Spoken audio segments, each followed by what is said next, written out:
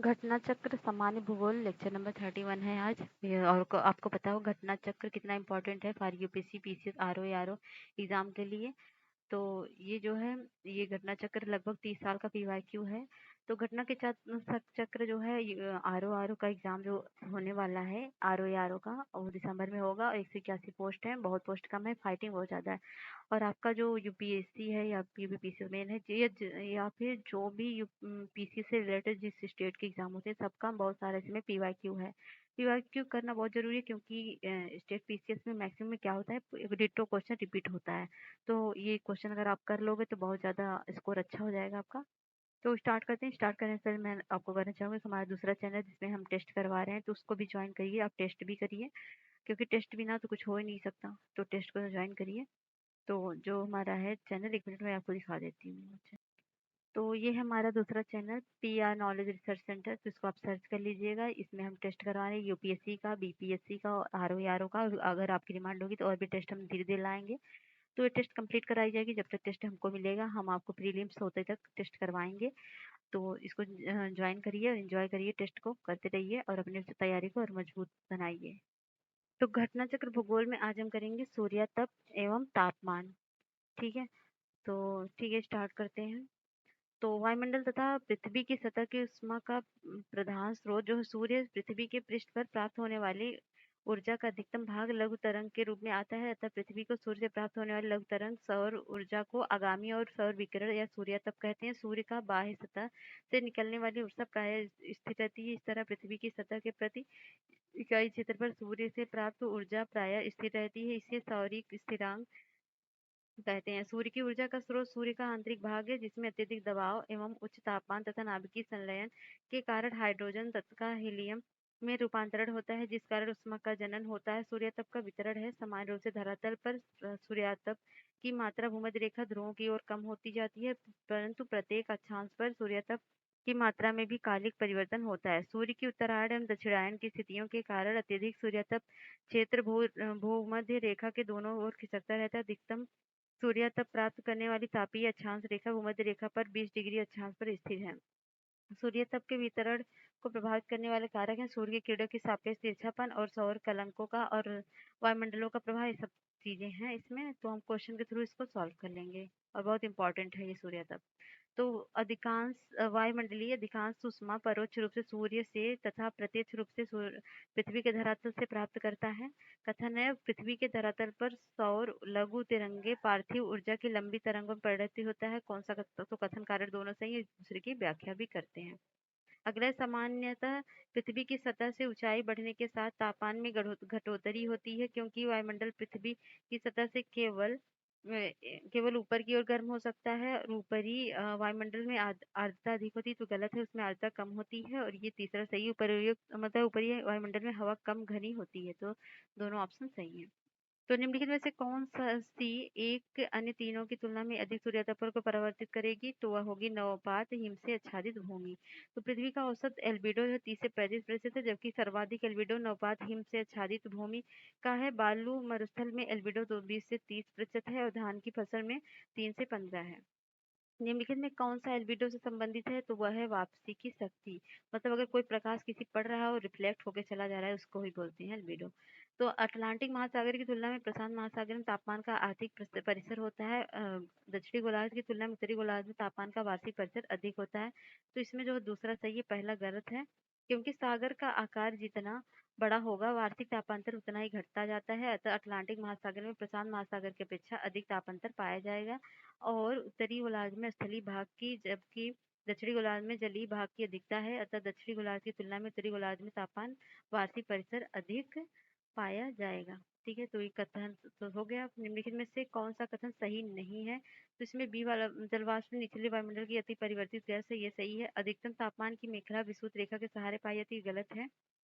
और ये भूमध्य रेखा के अक्षांशों के तापक्रम में पाई जाती है। और ये सी है, तीसरे का शीत का त्रिबंध उभय गोलार्धों में पूर्व ध्रुवा में वृत्त एवं ध्रुवों की उपस्थित है। जेट वायु धाराएं अत्यधिक ऊंचाई की हवाएं हैं जो धरातल मौसमी दशाओं को प्रभावित करती हैं। पृथ्वी पर सबसे उच्चतम तापक्रम रिकॉर्ड किए जाते हैं कहाँ? 20 डिग्री उत्तरी अक्षांश पर। साफ रात मेघी रातों की अपेक्षा अधिक ठंडी होती है, तो विकिरण के कारण होती है। अगला है चक्रवात करेंगे हम। चक्रवात सामान्यतः निम्न दाब के केंद्र में होता है, जिनके चारों ओर सकेंद्रीय समवायुदाब रेखाएं विस्तृत होती हैं। केंद्र से बाहर की ओर क्रमशः वायुदाब बढ़ता जाता है और फलस्वरूप परिधि से केंद्र की ओर हवाएं चलने लगती हैं। इस प्रकार पृष्ठीय वायु मतलब सरफेस विंड चक्रवात के केंद्र के ऊपर अभ्यंतर कुंडलित होती है, जिससे हवा चक्रवात के केंद्र में अभिसरित होती है। चक्रवाती परिसंचरण में वायु की दिशा का प्रारूप दोनों गोलार्धों में भिन्न भिन्न होता है। चक्रवात में वायु प्रवाह की दिशा उत्तरी गोलार्ध में घड़ी की सुइयों के दिशा के विपरीत तथा दक्षिणी गोलार्ध में घड़ी की सुइयों की दिशा के अनुकूल होती है। चक्रवात अलग अलग भाग में विभिन्न प्रकार की वायुराशियों तथा तापक्रम के कारण मौसम में अनेक अनियमितताएं होती हैं। तो उष्णकटिबंधीय चक्रवात और बाकी आप देख सकते हैं। 1 मिनट। हाँ, तो अभी जो सेंचुरी में जो चक्रवात आए हुए होते हैं, कौन से एरिया से आए होते हैं, कौन से चक्रवात होते हैं, ये बहुत ज्यादा इंपॉर्टेंट होता है। तो ठीक है, तो है अगला क्या है। 1 मिनट, हैंग ओवर हो गया था। तो चक्रवात के नाम वगैरह सब आप देख सकते हैं, यहाँ पर दिया है, पढ़ लेंगे। तो हम क्वेश्चन थ्रू करवा दे रहे हैं। निम्नलिखित में इस कथनों पर विचार करना है। जेट प्रवाह केवल उत्तरी गोलार्ध में होते हैं। केवल कुछ चक्रवात 1 मिनट। तो 1 मिनट रुके रहिए आप। तो केवल जेट प्रवाह केवल उत्तरी गोलार्ध में होते हैं और केवल कुछ चक्रवाती केंद्र में ताजी उत्पन्न करते हैं। चक्रवात और ताची के अंदर तापमान आसमान आसपास के तापमान से लगभग 10 डिग्री कम होता है, तो ये ज्यादा होता है और ये केवल उत्तरी नहीं बल्कि दक्षिणी गोलार्ध में होते हैं। नहीं, पश्चिमी पूर्व में दोनों गोलार्धों में बहने वाली तीव्र हवा होती है। तो ये दूसरा सही होगा, बाकी 1 3 गलत होगा। ऑप्शन सी हो जाएगा। कथन है पृष्ठीय वायु चक्रवात के केंद्र के ऊपर अभ्यंतर कुंडलित होती है, हवा चक्रवात के केंद्रों में अवरोहित होती है। तो कौन सा सही है। तो ये दोनों सही है और एक दूसरे का स्पष्टीकरण भी कर रहे हैं, यहाँ पर दिया है, पढ़ लीजिए। अगला है ये ABCD। 1 मिनट, क्या हो रहा है ये, बहुत नौटंकी मचा दी है भाई इसने। 1 minute, sorry for disturbance, I hope you understand, it's my not fault, it's my computer fault. तो ठीक है, तो ये चक्रवात ABCD में से अंकित क्षेत्रों में से किस एक में भारी मूसलाधार अल्पकालिक त्वरित झंझावात वर्षा होती है। तो वह होती है यहाँ पर इस एरिया में, ठीक है, डी में। अगला क्वेश्चन है, टर्नेडो बहुत प्रबल उष्णकटिबंधीय चक्रवात है जो उठते हैं कहाँ पर। ये कैरेबियन सागर में उत्पन्न होते हैं। इनमें से किसे आप समान रूप से टर्नेडो से संबंध करेंगे। तो करेंगे हम USA को। अगला है, संयुक्त राज्य अमेरिका में निम्नलिखित में से किस क्षेत्र को टर्नेडो एली कहा जाता है। तो कहा जाता है मिसिसिपी मैदान को। टर्नेडो प्रभावित बृहद मैदानी भाग टर्नेडो एली के नाम से प्रसिद्ध है। इस टर्नेडो एली में क्या होता है, मुख्यतः मिसिसिपी मिसौरी घाटी के टेक्सास, ओक्लाहामा, कंसास और नेब्रास्का राज्य सम्मिलित हैं, अतः सी सही उत्तर है। और 7वां, निम्नलिखित में से कौन सा मापक टर्नेडो की तीव्रता के मापन हेतु प्रयोग में लाया जाता है। तो वह है फुजीरा स्केल। अगला, टाइफून नामक चक्रवात से निम्नलिखित में से कौन सा क्षेत्र अधिक प्रभावित होता है। तो वह होता है चीन सागर। ये है ऑस्ट्रेलिया, और ऑस्ट्रेलिया मिलान करना है कौन सा चक्रवात कहाँ पे आता है। तो अभी तो ये ऑस्ट्रेलिया में विली विली आता है ना, ऑस्ट्रेलिया में विली विली हो जाएगा और आपका हो जाएगा विली विली। और चीन में हो जाएगा टाइफून, और भारत में क्या, भारत में चक्रवात बोलते हैं, संयुक्त राज्य अमेरिका में हरिकेन बोलते हैं। इस तरह से ऑप्शन हो जाएगा आपका बी। अगला बिलीबिली है, ये क्या है। तो ये उत्तर पश्चिमी ऑस्ट्रेलिया का उष्णकटिबंधीय चक्रवात है, और ये भी बिलीबिली ऑस्ट्रेलिया। और हरिकेन कहाँ है, संयुक्त राज्य अमेरिका। टाइफून कहाँ है, चीन का। और बागियो कहाँ है, फिलीपींस का। इस तरह से ऑप्शन हो जाएगा ये C4। तो ये ऑप्शन हो जाएगा ये आपका बी। अगला है, उष्णकटिबंधीय चक्रवात है, देश से मिलान करना है। तो बिलीबिली ऑस्ट्रेलिया को मिला लेते हैं। टाइफून टाइफून चीन, और हरिकेन संयुक्त राज्य अमेरिका, वैगुओ फिलीपाइंस। तो ये हो जाएगा बी। अगला ये भी है, फिर से मिलान करना है। विली विली ऑस्ट्रेलिया, और टैफू टैफू जो है वो हो जाएगा जापान में, और बागियो जो है फिलीपींस में हो जाएगा। और हरिकेन कहाँ से हो जाएगा, ये USA में हो जाएगा। इस तरह से ऑप्शन डी सही है। अगला, निम्न मानकों में से हरिकेन द्वारा क्षति के मापन के लिए किसका उपयोग किया जाता है। तो किया जाता है साफिर सिम्पसन मापक का। तो बैरोमीटर के पारे के तल की अचानक गिरावट सूचक किसका है। तो वह तूफान का सूचक है। निम्न चक्रवातों में से किसने भारत को प्रभावित नहीं किया था। तो वो नहीं किया था नरगिस ने। उष्णकटिबंधीय अक्षांशों में दक्षिण अटलांटिक और दक्षिण पूर्वी प्रशांत क्षेत्र में चक्रवात उत्पन्न नहीं होता है। इसका क्या कारण है। इसका कारण पृष्ठीय समुद्री पृष्ठों के ताप निम्न होते हैं। अगला है आर्द्रता। वायुमंडल में उपलब्ध जल एवं गैसीय रूप ही वायुमंडलीय आर्द्रता है। यह आर्द्रता पृथ्वी के वाष्पीकरण के विभिन्न रूपों में वायुमंडल में पहुंचती है। जल को वाष्प या गैस में परिवर्तित होने के लिए ऊष्मा के रूप में ऊर्जा की आवश्यकता होती है, जिसे गुप्त ऊष्मा भी कहा जाता है। ग्रीष्म काल में जब मौसम उमस वाला होता है, तब आर्द्र ऊष्मा का अनुभव होता है। किसी निश्चित तापमान पर वायु में निश्चित आयतन पर अधिकतम नमी धारण करने की क्षमता को वायु की आर्द्रता सामर्थ्य कहते हैं। वायु का तापमान जितना अधिक होगा, नमी धारण करने की क्षमता उतनी ही अधिक होगी। नमी की मात्रा बढ़ते अक्षांशों के अनुसार घटती जाती है, अर्थात उष्णतर कटिबंध में नमी का प्रतिशत 2.6 मध्य अक्षांश पर नमी का प्रतिशत 0.9 से 17 अक्षांश से ऊपर नमी का प्रतिशत 0.2 रह जाता है। तो ये सब है। तो करेंगे अब निम्नलिखित में से कथन कारण देखना है। वायुमंडल नमी की मात्रा अक्षांश संबंध है। नमी को जलवाष्प के रूप में रखने की क्षमता और तापमान होता है। कौन सा सही है? तो कथन कारण दोनों है, एक दूसरे का स्पष्टीकरण भी कर रहे हैं। ग्रीष्म काल में आर्द्र उष्मा का अनुभव होता है जब मौसम क्या होता है? तो ये तब होता है जब मौसम, एक मिनट, तो ये कब होता है? जब मौसम उमस वाला होता है। अगला आर्द्रता परिणाम है किसका? तो यह है हवा में नमी की उपस्थिति का परिणाम है। वायु दाब क्या है? वायु का अपना भार होता है तथा किस क्षेत्र में ऊपर विस्तृत विस्तृत वायु स्तंभ धरातल पर लंबवत दबाव दबाव डालती है, जिसे वायु दाब कहते हैं। और बहुत नौटंकी कर लिए भाई तुम। वायुदाब, वायु का अपना भार होता है तथा किसी क्षेत्र के ऊपर विस्तृत वायु स्तंभ धरातल पर लंबवत दबाव डालता है, जिसे वायुदाब कहते हैं। और इसे बैरोमीटर में प्रति इकाई क्षेत्रफल पर पड़ने वाले बर्फ के रूप में मापते हैं। बैरोमीटर में पारे के स्तर में अचानक गिरावट तूफान आने का सूचक है। बैरोमीटर के पटलते में पहला गिरना हुआ होना धीरे धीरे बढ़ना वर्षा की स्थिति का द्योतक है। बैरोमीटर पारे की जलस्तर का लगातार बढ़ना प्रति चक्रवाती और साफ मौसम का संकेत देता है। वायुमंडलीय दाब के क्षैतिज वितरण को समताप रेखाओं के द्वारा दर्शाया जाता है। समताप रेखा एक काल्पनिक रेखा है जो समान वायुदाब वाले स्थानों पर मिलती है। समान समताप रेखाओं की परस्पर दूरियां वायुदाब में अंतर की दिशा और इसकी दर्शाती है, जिसे दाब प्रवणता कहते हैं।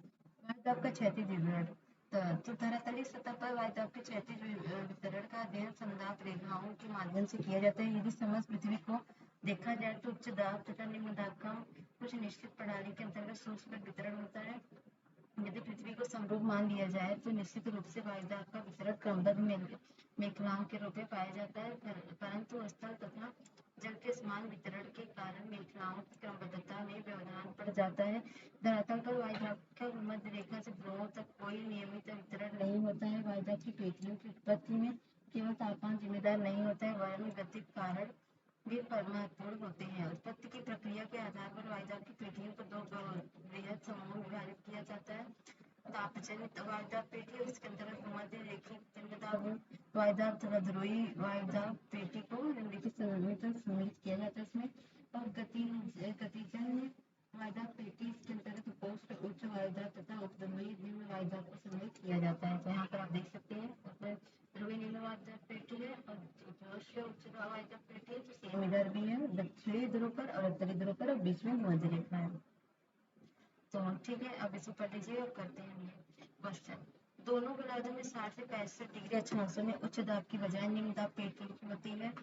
तो निम्न दाब क्षेत्र भूमि पर नहीं बल्कि महासागर पर स्थित है। दोनों के दोनों सही है, लेकिन एक दूसरे का स्पष्टीकरण नहीं करते हैं। नेक्स्ट क्वेश्चन है, निम्न अक्षांशों में से किसे आप हार्स अक्षांश कहते हैं? तो ये तो आपने कई बार पढ़ा होगा, 30 डिग्री डिग्री अक्षांशों को दोनों साइड के दक्षिणी और उत्तरी को ये हार्स अक्षांश कहते हैं। तो निम्नलिखित तथ्यों पर विचार करिए। सागरों के ऊपर लगभग 30 से 35 डिग्री उत्तर और दक्षिण अक्षांश पर विद्यमान दो कटिबंधों में से प्रत्येक हार्स अक्षांश कहलाता है।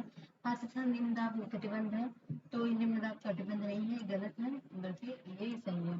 ठीक है, ठीक है। वायुदाब सबसे कम होता है किसमें? तो होता है ग्रीष्म ऋतु में। वायुदाब मतलब प्रतिशत सबसे कम होता है। बादल का देखेंगे तो बादल जल शिखरों तथा हिम शिखरों का ये बड़े पैमाने पर समूह होता है। ये कोहरे की अपेक्षा अधिक ऊंचाई पर पाया जाता है। जब धरातल पर ऊपर उठती गर्म एवं आर्द्र हवा की एडियाबैटिक ताप पतन दर आसपास की वायु के ताप पतन दर से कम हो तो वायु अस्थिर होकर निरंतर ऊपर उठकर ठंडी हो जाती है तथा अवसान के बाद संघनन प्रारंभ हो जाता है। जब संघनन हिमालय के ऊपर संपन्न हो जाता है तो जल शिखरों का अथवा हिम शिखरों का निर्माण होता है। इसका आकार धीरे धीरे बढ़ता जाता है तथा अधिक मात्रा क्रम में हो जाने पर इसका समूह बादल की रचना करता है। बादलों के वर्गीकरण में से सामान्य आकृति, ऊर्ध्वाधर विस्तार तथा ऊंचाई के प्रमुख आधार बनाए गए हैं। पछाड़ व सीरस क्लाउड क्या होते हैं? पछाड़ बादल सर्वाधिक ऊंचाई पर पाए जाते हैं।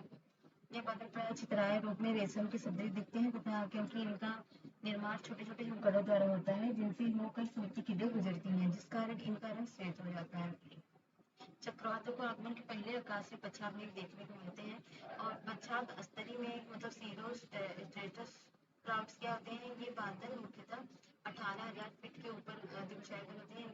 इनके आने से पूर्व सूर्य के चंद्रमा के चारों ओर प्रभा मंडल हैलो बन जाता है कि चक्रवात के आगमन की सूचना देते हैं। पछाड़ कपासी कहते हैं सीरस कॉम्यूलस क्लाउड, ये बादल जो सफेद और छोटे छोटे गोलाकार रूपों में पाए जाते हैं। और आल्टो स्टेटस क्लाउड, क्या आपने इन बादलों का नाम सुना है? तो देख लीजिए। आल्टो स्टेटस है आकाश में लगातार रूप से फैले नीले और भूरे रंग की पतली चादर वाले बादलों को स्तरीय बादल कहते हैं। इनमें विस्तृत लगातार वर्षा होती है। और उच्च कपासी मतलब आल्टो क्यूमुलस क्लाउड कपासी बादलों के अधिक ऊंचाई पर पाया जाता है। और स्ट्रेटो क्यूमुलस क्लाउड, ये बादल हल्के भूरे रंग के बड़े बड़े गोलाकार चक्रों के रूप में पाए जाते हैं।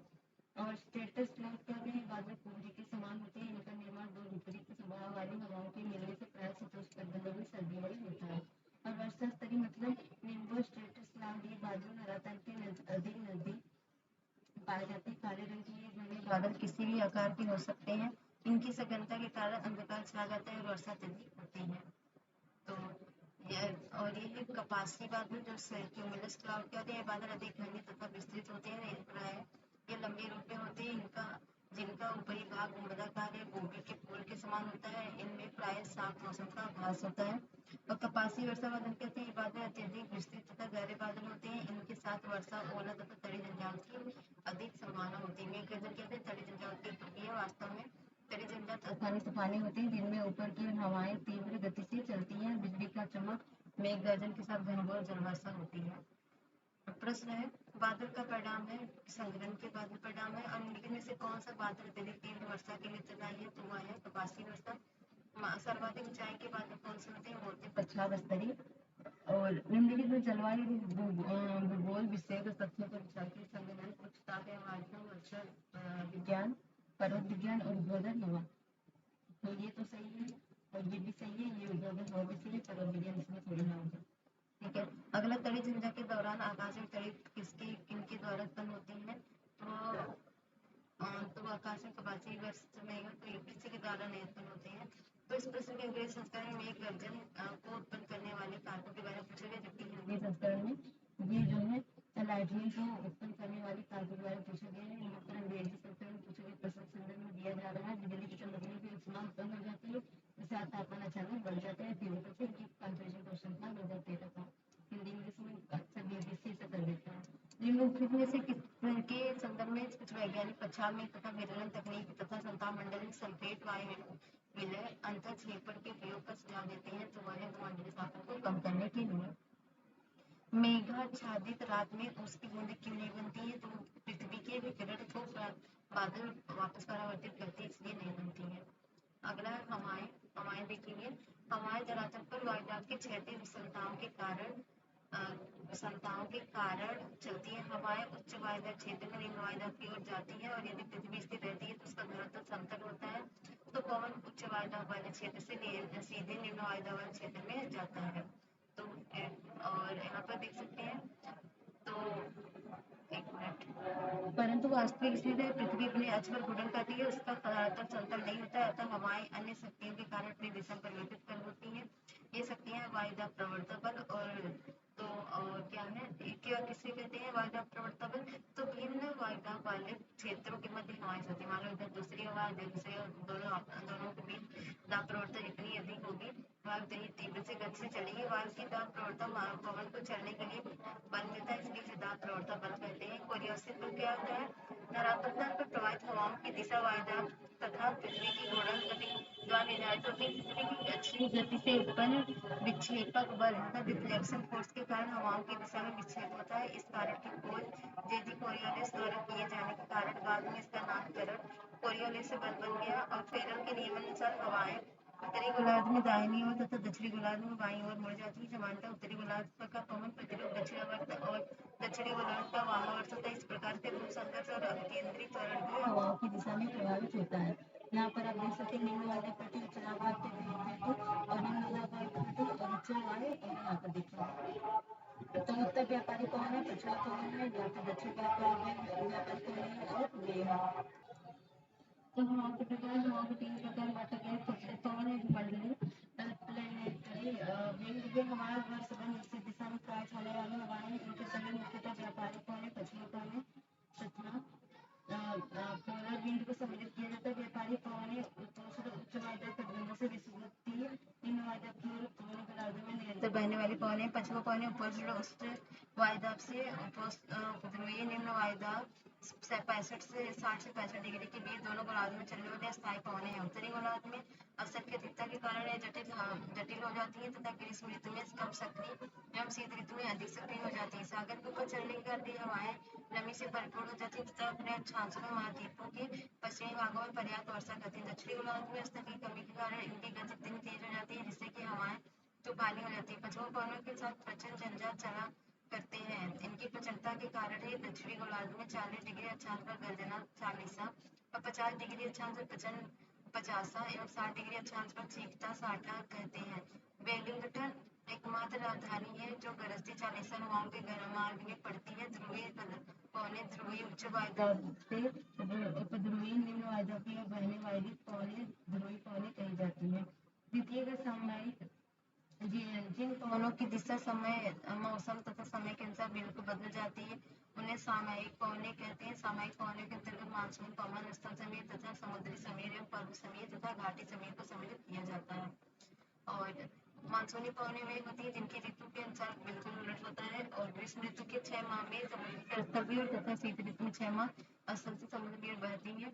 डॉक्टर थॉमस शास्त्री के अनुसार मानसून बड़े पैमाने पर विस्तृत क्षेत्र में चलने वाली मौसम पवन है जिनकी दिशा में मौसम में परिवर्तन के साथ उत्क्रमणता हो जाती है। डॉक्टर HVG डाबी के अनुसार पवनों का उत्क्रमण मानसून जलवायु का मूल सिद्धांत है।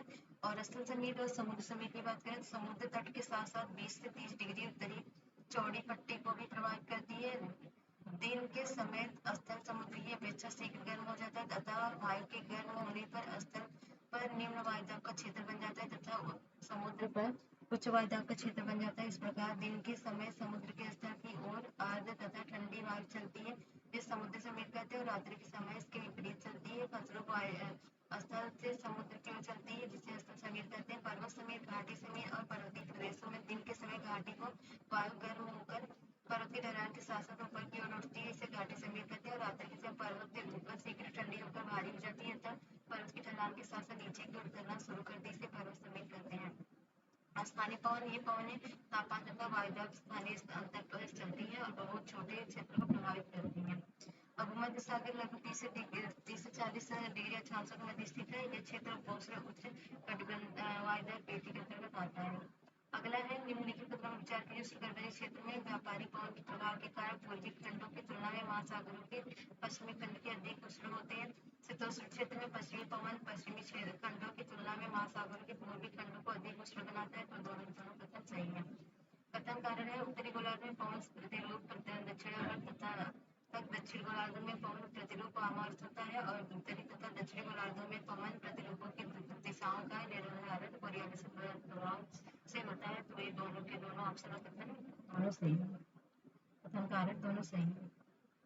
अगला है ये भी कथन कारक है। हवा के पैटर्न दक्षिणी गोलार्ध में घड़ी की सुई की दिशा में दक्षिणावर्त एवं दक्षिणी गोलार्ध में घड़ी की सुई की विपरीत वामावर्त में होते हैं। उत्तरी तथा दक्षिणी गोलार्ध में हवा के पैटर्न कोरियोलिस से निश्चित होते हैं। तो ये है एक गलत है और आठ सही है। दक्षिणावर्त नहीं बल्कि उत्तरावर्त प्रभावित होते हैं। उत्तरी गोलार्ध की तुलना में दक्षिणी गोलार्ध में पश्चिमी पवन अधिक सशक्त तथा स्थायी होते हैं क्योंकि उत्तरी गोलार्ध की तुलना में दक्षिणी गोलार्ध में भूखंड कम में सही है और उत्तरी गोलार्ध की तुलना में दक्षिणी गोलार्ध में कोरियोलिस वगैरह अधिक है। गलत है तो पहला ऑप्शन सही हो जाएगा। एक्स बनाने से दिया पढ़ लीजिए। तो गरजती चालीसा प्रचंड पचासा एवं चीखता साठा क्या है? तो ये दक्षिणी गोलार्ध में पश्चिमी पवनों को कहा जाता है। तूफानी चालीसा के बारे में लिखिए तो विचार करना है। उत्तरी दक्षिणी गोलार्धों में निर्बाध बहती है। ये बड़ी शक्ति और स्थिरता से बहती है। इनकी दिशा सामान्य तौर पर दक्षिणी गोलार्ध में उत्तर पश्चिम से पूर्व की बहती है। आच्छादन और आकाश वर्षा और खराब मौसम इनके साथ सामान्य तौर पर संबंधित है, तो ये पहला गलत है, दूसरा तीसरा चौथा सही है। अगला विश्व के किस समुद्री क्षेत्र में लंबी चाल से प्रभावित प्रवाहित होती है, तो वह है हिंद महासागर में। प्रमोदिंग फोर्टिस शब्द प्रयुक्त होता है इनके लिए सशक्त समुद्री हवा 40 डिग्री से 60 डिग्री दक्षिणी अक्षांश में, तो सतत समुद्री ज्वार जो रहेंगे 40 से 60 डिग्री अक्षांश के बाद। तो ये पहला जो है सही है, ये सतत हवाएं 40 से 60 डिग्री दक्षिणांश चलती हैं। अगला है दक्षिणी गोलार्ध पवन के बाईं और विचलन का क्या कारण है, तो है पृथ्वी का घूर्णन। उच्च दाब क्षेत्र में भूमध्य सागर की ओर चलने वाली पवनें होती हैं, ये व्यापारिक पवनें होती हैं। पवनों का मौसम में उत्क्रमण किसका प्रारूपी अभिलक्षण है, तो वह मानसून में जलवायु का। स्थानीय पवन, अब स्थानीय पवन करेंगे नेक्स्ट वीडियो में, इसमें हम ठीक है। तब तक के लिए बाय बाय, अपना दिन सबको, और सवेरे हमारे चैनल को लाइक से सब्सक्राइब करिएगा और 5 दूसरे चैनल को भी अपना ध्यान दीजिएगा। तो मिलते हैं नेक्स्ट वीडियो, तब तक ले जाइए।